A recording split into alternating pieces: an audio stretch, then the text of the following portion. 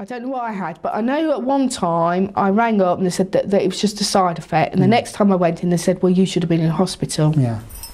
So there you go. So you definitely struggled with chemotherapy, Yeah, and definitely. the regime they gave you was really difficult to tolerate. Yeah.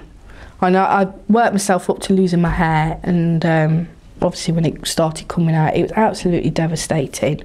And I said to myself, if ever that happened again, I'd just shave the lot off. It's easier to deal with.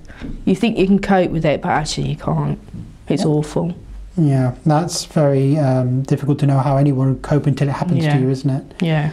And Well, I thought I was ready for it, but as it started coming out, it was absolutely mortifying. And how long did it actually go on for? I mean, that process from when it started? I think it was the second lot of chemo to probably the fourth lot. Yeah. And in weeks, how many is that?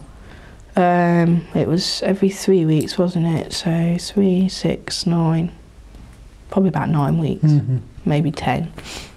Did you find you had good advice regarding what to do regarding the wig options in the NHS or out of the NHS? Well, that's where Coping Cancer came in with that. They did the Headstrong, and that was very good. However, I was on my own, so I couldn't really banter off anyone with that. It was just me and this other lady that was showing how to do it.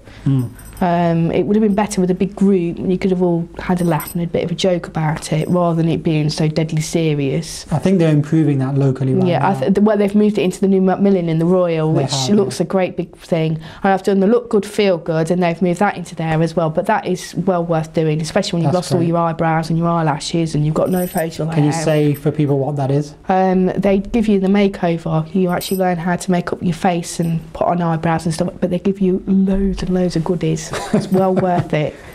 It's not cheap stuff either. No, it's definitely worth doing. Yeah. I come out feeling fantastic from that. And when's that available to people? I'm not sure. I think it's once a month or something. You just ring up and get on. Yeah. There's no problem. As long as you've been affected by cancer, they don't stop you from going. Okay. And you can take a friend if you feel a bit uncomfortable. Oh, that's good. Yeah. Now, I didn't. I went on my own. But you can, apparently you can take a friend. I'd have known that, I probably would have done, but I didn't know at the time.